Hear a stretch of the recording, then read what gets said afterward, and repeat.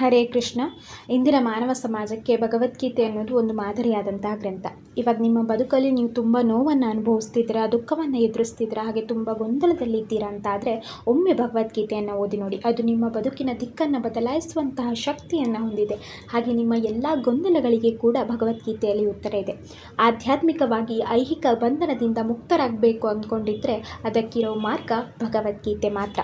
ದೇವೋತ್ತಮ ಪರಮ ಪುರುಷನಾಗಿರುವಂಥ ಶ್ರೀಕೃಷ್ಣ ಭಗವದ್ಗೀತೆಯಲ್ಲಿ ಉಪದೇಶಿಸಿರುವಂತೆ ಮನಸ್ಸು, ಆತ್ಮ, ಐಹಿಕ ಜಗತ್ತು ಹಾಗೆ ಅದರ ಮಾಯಾಶಕ್ತಿಯ ಬಗ್ಗೆ ನೀವು ತಿಳ್ಕೊಂಡ್ರೆ ನಿಮ್ಮ ಬದುಕಿನ ಸಂಪೂರ್ಣ ಚಿತ್ರಣ ನಿಮ್ಮ ಕಣ್ಣು ಮುಂದಿರುತ್ತೆ. ಹಾಗೆ ನಿಮ್ಮ ಜೀವನದ ಎಲ್ಲ ಗೊಂದಲಗಳು ಕೂಡ ದೂರವಾಗುತ್ತೆ.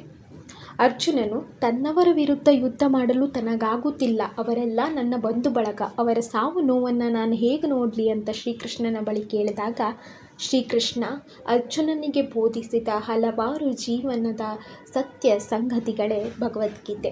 ಭಗವದ್ಗೀತೆಯಲ್ಲಿ ಕೃಷ್ಣನ ಉಪದೇಶಗಳು ಪ್ರಾರಂಭವಾಗುವುದು ಅಧ್ಯಾಯ 2ರಿಂದ ಅಧ್ಯಾಯ 1 ಮುಂಬರುವ ಅಧ್ಯಾಯಗಳಿಗೆ ಪೀಠಿಕೆಯಾಗಿ ಪರಿಗಣಿಸ್ತಾರೆ.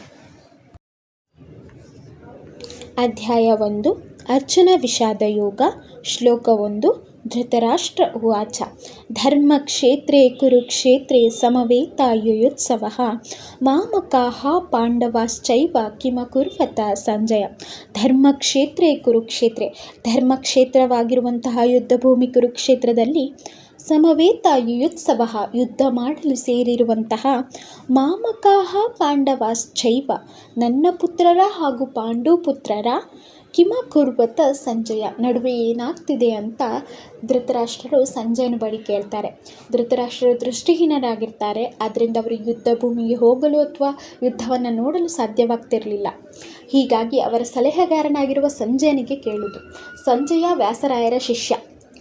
ಆ ವ್ಯಾಸರಾಯರ ಅನುಗ್ರಹದಿಂದ ಸಂಜಯನಿಗೆ ಧೃತರಾಷ್ಟ್ರರೇ ಕೋಣೆಯಲ್ಲಿಯೇ ಇದ್ದುಕೊಂಡು ಯುದ್ಧವನ್ನು ನೋಡುವಂಥ ಸಾಮರ್ಥ್ಯವನ್ನು ಪಡ್ಕೊಂಡಿರ್ತಾನೆ. ಹೀಗಾಗಿ ಧೃತರಾಷ್ಟ್ರರು ಸಲಹೆಗಾರನಾದ ಸಂಜಯನಿಗೆ ಕೇಳ್ತಾರೆ, ಯುದ್ಧ ಭೂಮಿಯಲ್ಲಿ ಸೇರಿರುವಂಥ ನನ್ನ ಪುತ್ರರು ಹಾಗೂ ಪಾಂಡು ಪುತ್ರರ ನಡುವೆ ಏನಾಗ್ತಿದೆ ಅಂತ.